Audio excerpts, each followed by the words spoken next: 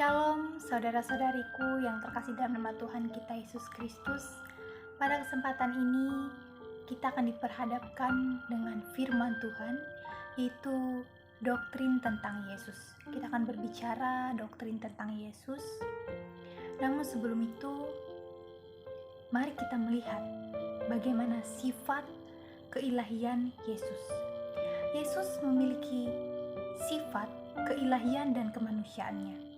Kedua sifat ini bukanlah masing-masing 50, akan tetapi full, penuh 100% dan tidak dapat kita perhitungkan atau tidak dapat kita bandingkan, karena kedua-dua sifat Yesus ini sama-sama kuat.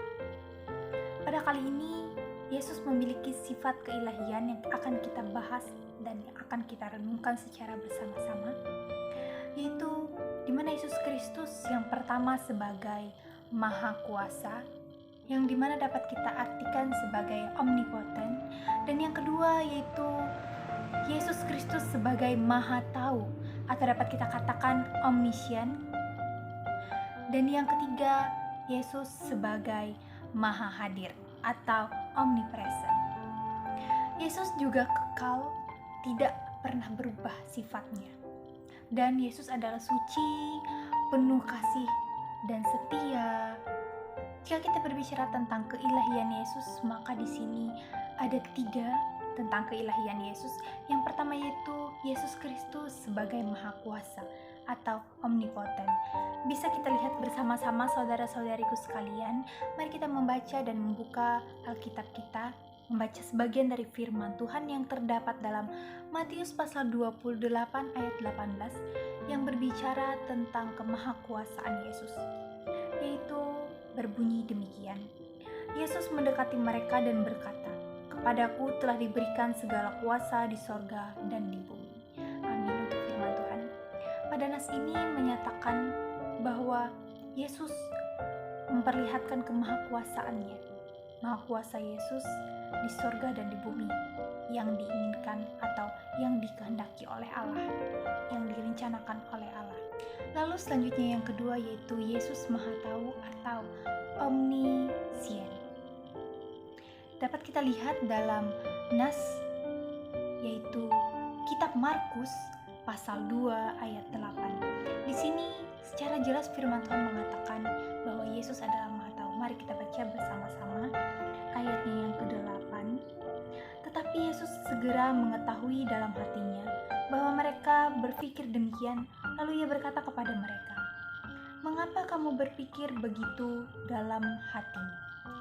Dalam nas ini Tuhan mengatakan bahwa ia lebih mengetahui isi hati kita, baik itu apa yang kita pikirkan, apa yang sedang kita rancangkan, Tuhan pasti akan tahu. Selanjutnya Bapak Ibu, saudara-saudari, dan teman-teman sekalian, kita akan masuk pada yang ketiga yaitu Yesus Maha Hadir atau omnipresent. Mari kita membuka kembali firman Tuhan atau kebenaran dari firman Tuhan dan sebagian dari Alkitab, yaitu terdapat dalam Matius pasal 28 ayat yang ke-20 yang berbunyi demikian firman Tuhan. "Dan ajarlah mereka melakukan segala sesuatu yang telah kuperintahkan kepadamu, dan ketahuilah, aku menyertai kamu senantiasa sampai pada akhir zaman." Amin. Dalam nas ini, Tuhan juga menyatakan bahwa dirinya ada pada saat ini sampai pada akhir zaman. Jadi, Tuhan akan selalu beserta kita, Tuhan akan selalu berada dalam kehidupan kita. Seperti yang saya katakan, Yesus Maha Hadir. Selanjutnya, mari kita lihat doktrin tentang Yesus ini mengajarkan 6 hal untuk kehidupan kita masa kini dan tujuan Yesus datang ke dunia atau tujuan khusus dari Yesus datang ke dunia. Yang pertama yaitu untuk menyelamatkan kita manusia dari kuasa iblis. Dan yang kedua, untuk menyerahkan hidupnya kepada Allah untuk sebagai penebus dan penyelamat bagi kita umat manusia. Dan yang ketiga, Yesus datang untuk menghancurkan pekerjaan iblis dalam kehidupan kita.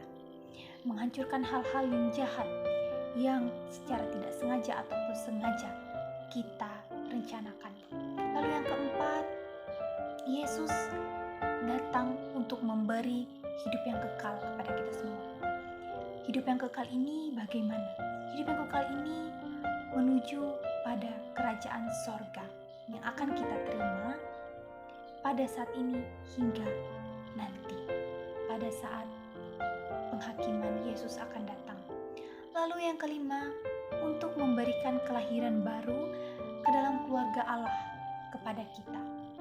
Kelahiran baru di sini dikatakan yaitu bagaimana kita menjadi manusia baru, tidak hidup dalam perbuatan dosa. Selanjutnya yang keenam, untuk memulihkan hubungan kita dengan Allah Bapa yang awalnya hancur karena dosa. Seperti kita ketahui bersama-sama, saudara-saudariku sekalian, awalnya kita telah berdosa karena dosa yang dilakukan oleh Adam dan Hawa. Maka dari itu, Yesus hadir untuk memulihkan segala hubungan manusia dengan Allah yang awalnya jauh, yang awalnya Allah menghukum Adam dan Hawa karena perbuatan dosa.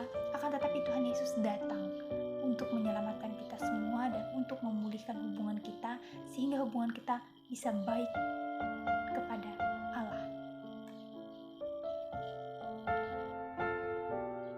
Baik saudara-saudariku sekalian dan teman-teman sekalian, mari kita menyadari dan mari kita menghayati betapa pentingnya kehadiran Tuhan Yesus ke dunia, kehadiran Tuhan Yesus ke dalam dunia dan kehadiran Tuhan Yesus kepada kita, bukan hanya karena menebus dosa kita umat manusia, melainkan Ia juga menyertai kehidupan kita. Ia juga memberi hidup yang kekal kepada kita dan Ia juga membenarkan dan memulihkan hubungan kita dengan Allah yang awalnya tidak baik menjadi baik, yang awalnya kita tidak diterima oleh Allah menjadi dapat diterima oleh Allah. Mari sama-sama kita semua merenungkan kebenaran akan firman Tuhan ini, bukan hanya pada hari ini saja, akan tetapi kita boleh menerapkan dan merefleksikannya dalam kehidupan kita sehari-hari mengenai doktrin Tuhan Yesus dan kehadiran Tuhan Yesus demi penyelamatan kita umat manusia di dunia ini. Shalom, saudara-saudariku semua. Tuhan Yesus memberkati kita. Sampai jumpa dan sampai bertemu di video selanjutnya dan di kemudian hari. Tuhan Yesus memberkati.